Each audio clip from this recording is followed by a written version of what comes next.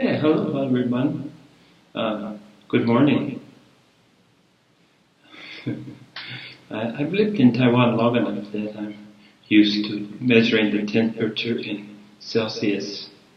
Uh, it's more familiar than Fahrenheit, my US standard, and I've got used to spending NT dollars rather than US dollars. When I first came here, I thought of Taiwan money like monopoly money because it's pink one and blue one and green one. Comes in colors.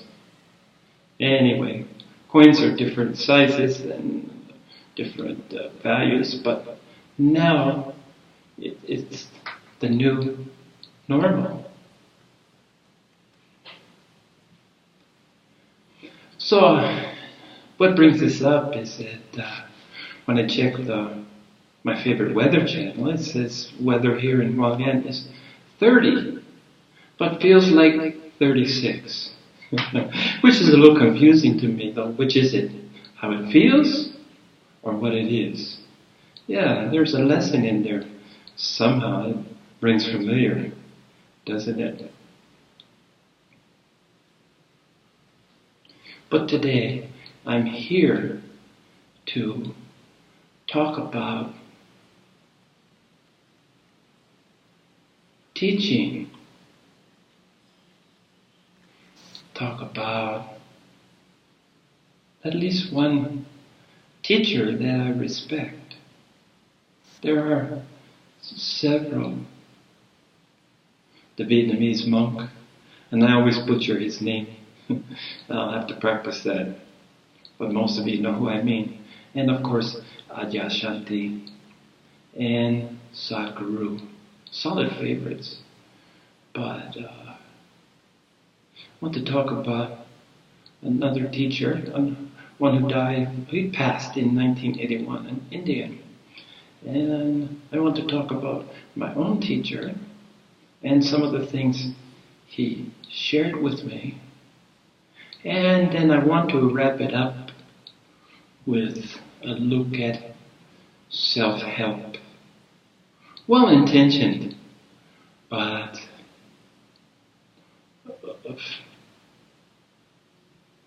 really of little use as I can see.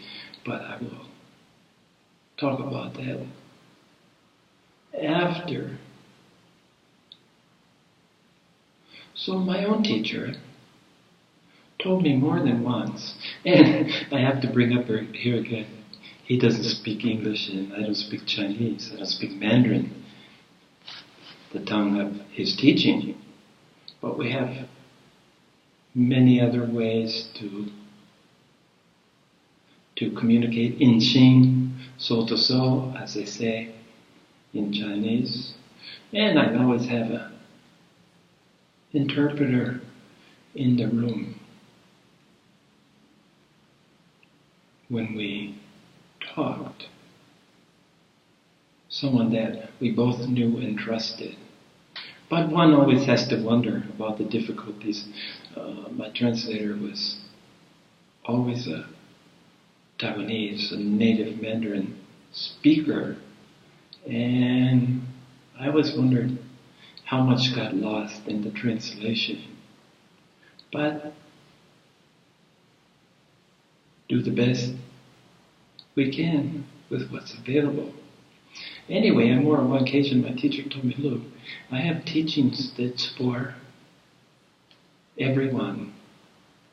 One size fits all. And I try to keep it simple. 10 precepts, 10 basic precepts.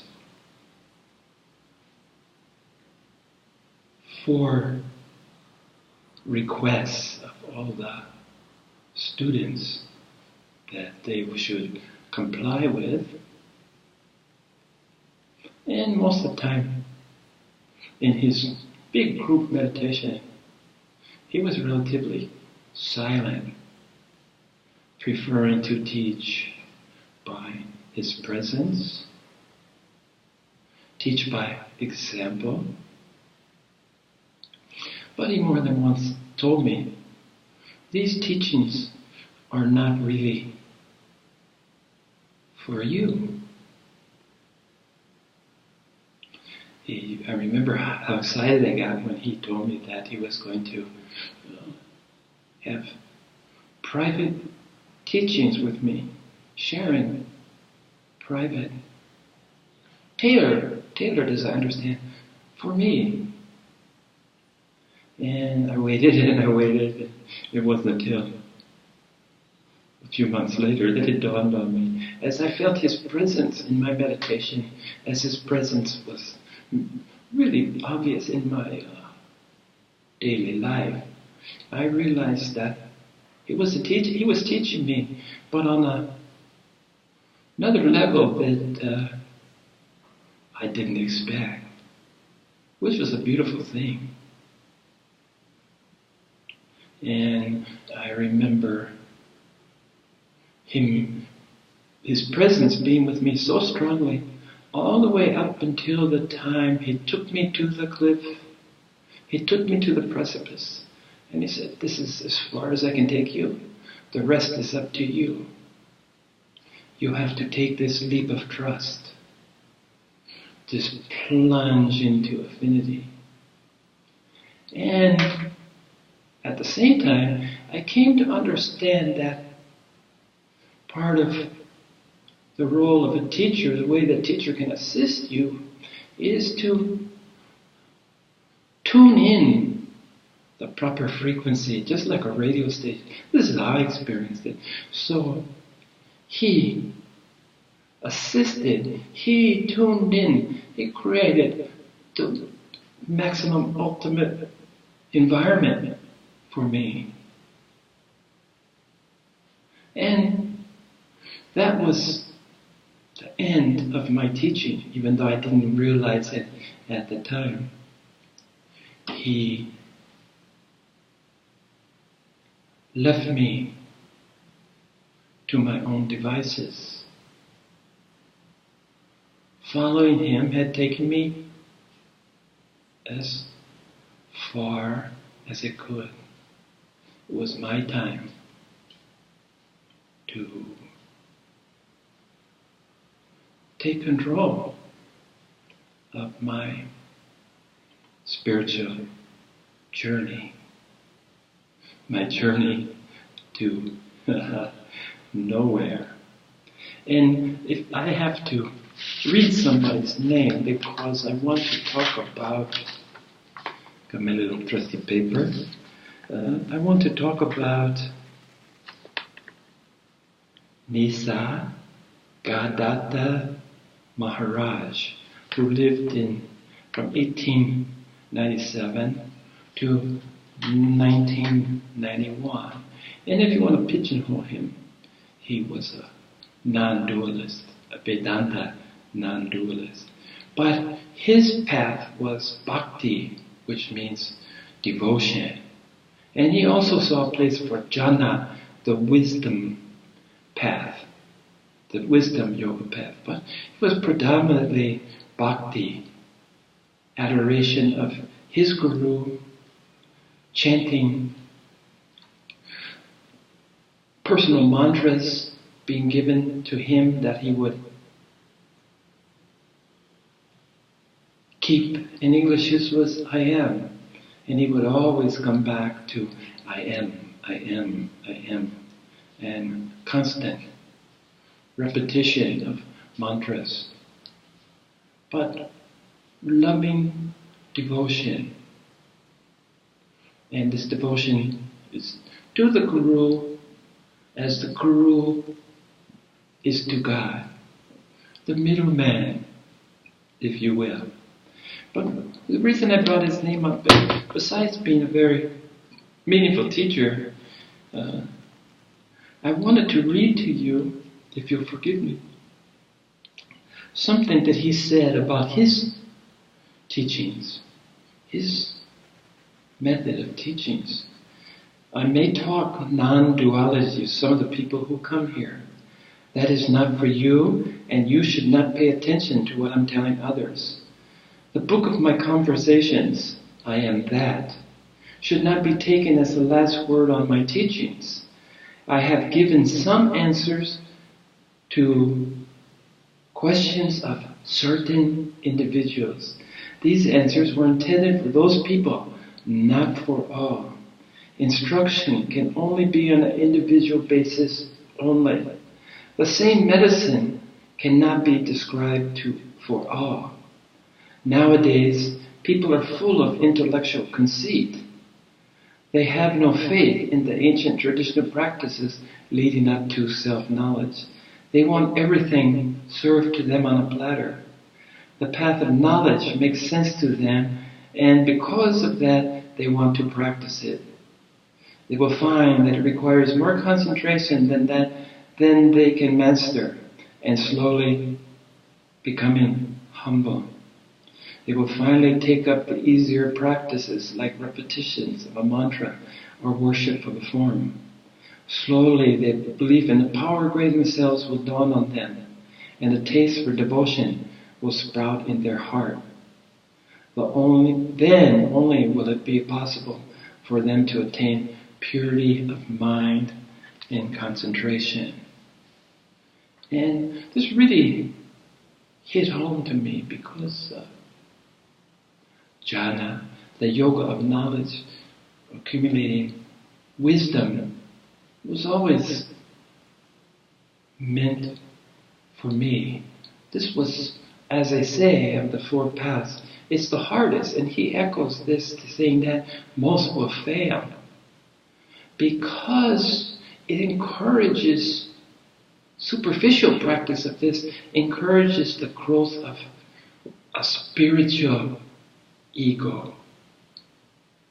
In many ways, more insidious, more difficult to put to rest, more difficult to dismiss.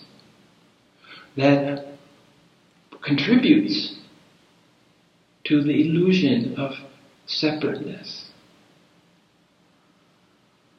So on this path, which I follow,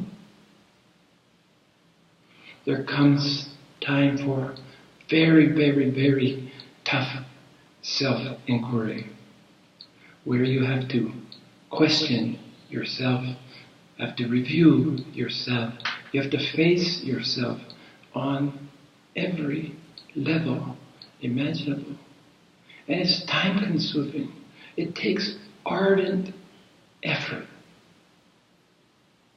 dedicated, consuming effort, to the point at times of exclusion of everything else in your world.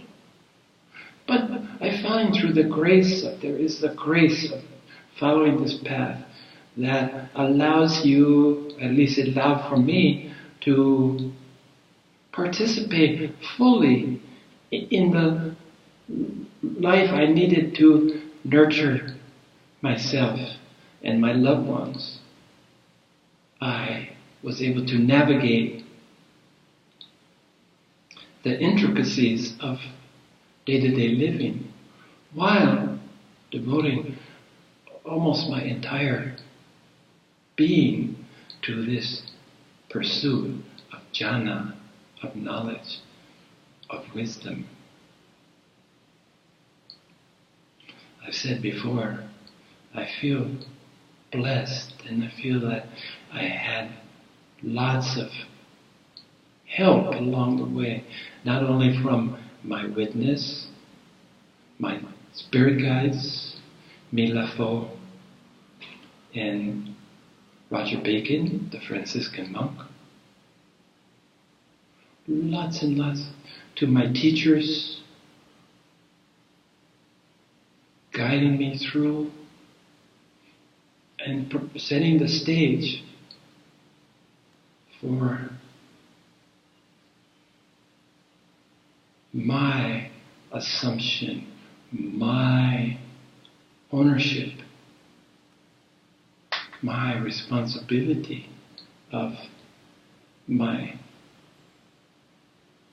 growth from progressive enlightenment, non-abiding, to use Adyashanti's word, to permanent or abiding awakening. And I know that every one of us will follow a path similar to mine. Maybe that he says that this Indian guru I'm speaking of, Maharaj, said that bhakti is the most accessible and easiest, and that's funny because it requires total devotion, total surrender. Surrender on a scale that I think is not really experienced in the other yogas. Total and complete surrender. Total love and devotion to your guru and the higher aspects of the universe, which he represents in human form.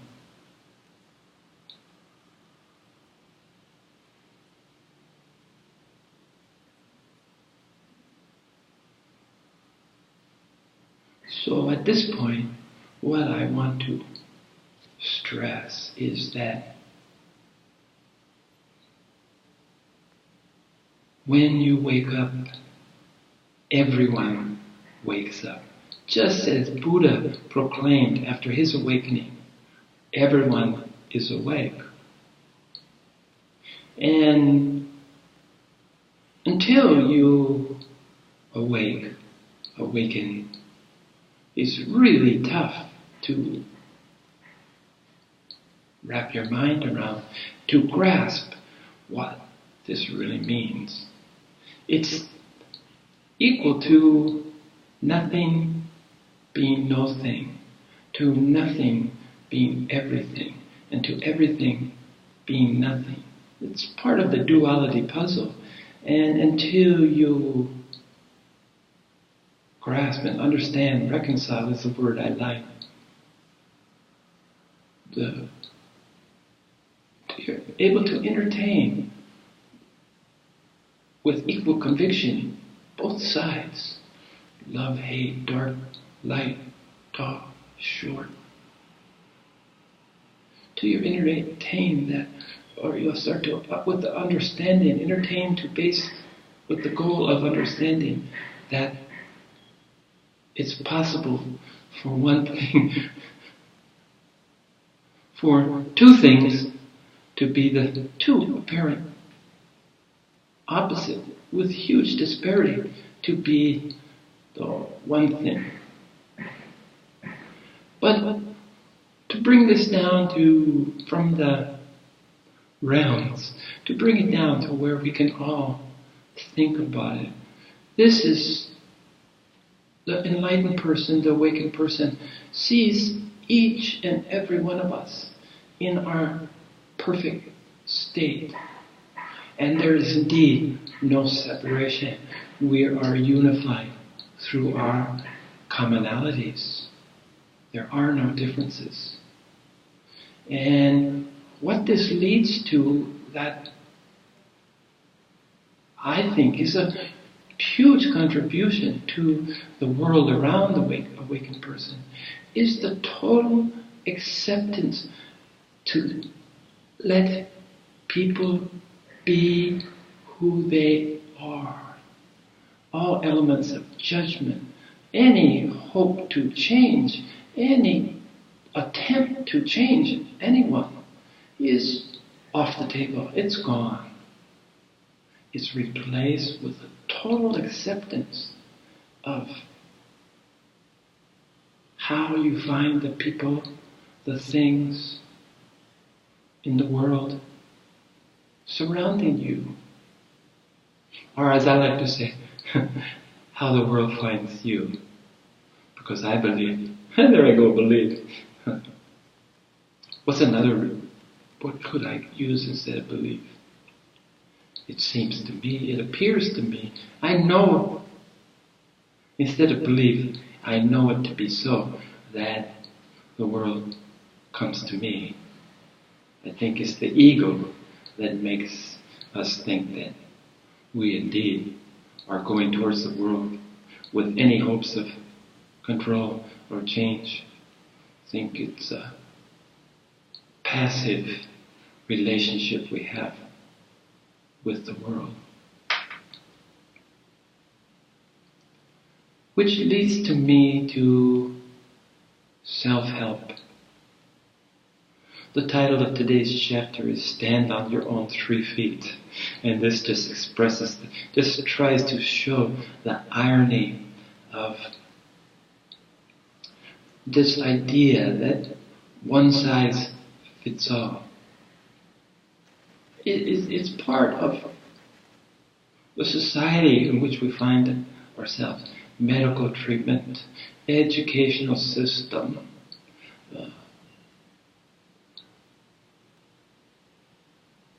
helping, psychological help. It's all bundled and marketed in little packages. Personal trainers. And when I first started to understand the subtleties of custom-tailored teachings that are aimed at you, was when I was lucky enough in my horrible attempt at playing golf. I was really lucky to find a very unique and very advanced golf instructor for just a few lessons. Enough lessons for me to know that it wasn't for me. But most golfers are like a crazy buying new clubs. I think they're really a good example of the excess of trying to be what you aren't. Trying to be like someone else who has a natural talent. I think a golf swing is one of the most beautiful things, when done correctly, is one of the most beautiful physical activities I've ever seen. But it's also, on the other hand, when it's not done with a natural propensity, it's quite alarmingly ugly. And my swing was amongst the worst. Even though I could only picture it in my mind, I never wanted to watch myself on the video. I never wanted to see my swing. But this teacher would try to tweak. He would be able to recognize what might work for you. Just as my spiritual teacher customized his teachings. He made a mass teachings available to one and all. And this is what was revolutionary about my teacher. Before, teaching was exclusive. It was geared towards a handful or a larger handful, a bigger handful of dedicated and devoted and somewhat advanced, I'll use that word advisedly, advanced in their studies. But he chose to make his teachings available to everyone who comes to him. And I believe this is truly revolutionary on his part. But I think the experiment has only enjoyed some level of success. There's been a lot of obstacles, a lot of misunderstanding. And now he's being cast as some kind of Svengali, Jim Jones character. Painted with the Rajneesh and the Rolls Royces and all those misunderstandings, basically, of the message that the teacher is spreading. But I think they're being advanced souls, they're well aware, and they're willing to take this in stride. They're willing to risk it all because their vision was grand, revolutionary. But America, the world, because the world quickly follows, like it or not, quickly follows in the US's footsteps. And arguably, something good may come out of the current Trump administration in America. People are disinclined to elevate American behavior. He's brought it back down into the gutter, brought it back down to the level that the grossest, self-serving individuals, wherever they reside in the world, can understand. Knocked us off the pedestal. And that might not be a bad thing.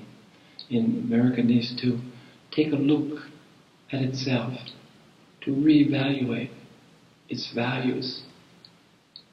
How about living? Practice what you preach. That might be a good thing. So, in the recent thing, the recent world condition, the U.S. has plummeted from its hierarchical place and quickly losing their role as the world's policeman. And so there's a silver lining. Perhaps a silver lining, at least I'd like to look that way. A silver lining in what Trump has negatively accomplished, the bringing down of America. But I anticipate there will be a resurgence of growth, that people will go from reactive to proactive in changing the worldview of their country and helping other countries to succeed, to improve the lot of its people. So this trainer, it's only the wealthy who can have a personal trainer, personal nutritionist. And food is another great divide. Everything is designed to fit for everything, for everyone. And this, although in many ways, economically, politically, socially, this lumping together of disparate individuals makes some sense on the stage of providing healthcare, nutrition, of providing information. And yet we're left to struggle to sort out what best suits us. Personally, for me, I went to 30 years of being a vegetarian and ended up with bypass surgery, ending up with a new aortic valve, organic at least, but having a major heart surgery after 30 years of being a vegetarian. I was 40 pounds overweight because my vegetarian diet was more cheese and bread. Vegetables didn't play a big role. And previous to awakening, I had radically changed my diet to chicken and fish and fats, cheeses, eggs. And the weight fell off, the energy level increased. So in every area of our lives, we have to be aware. We have to pay attention. It's so easy. This is spiritual. This is on every level. We tend to want things presented to us on a silver platter. Here is your awakening. Here is your sound health, your mental, physical, and emotional health. This program that we can offer to you, this advice, you know, it started out with Napoleon Hill, who I followed closely. Andrew Carnegie was one of his students. Today, Anthony Robbins kind of epitomizes this self-help trend. It's people looking to someone else. There's so much on the internet about, is my guru, is this guy good or is that guy good? Because if he's really good, I will follow him and he will do the work for me. Well, wake up call doesn't work that way. We all are responsible for our own growth in every arena. And this calls for examination, contemplation. The word eludes me right now, but being able to recognize what works for you. Discriminate is the word I was trying to get. To be able to discriminate and walk your individual path. And this is the real beauty of this whole adventure. There's a lot of beauties. It's no end. Awakening on a body level is in many ways just the beginning. It's kind of like kindergarten, I think. And there's a lot more to do. But it's the culmination of where you can go in this physical body. And let's never underestimate the gift that we have. This body is such a gift. Because without this body, we couldn't even begin.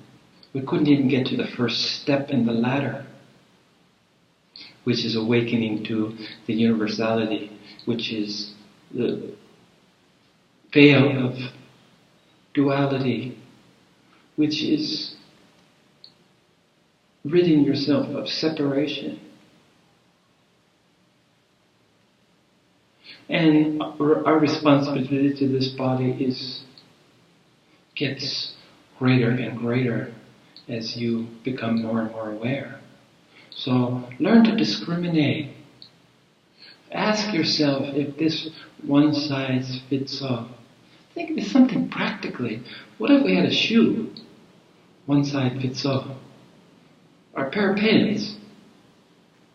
Or anything that one size fits all. I suspect they won't adequately work or fit for anybody.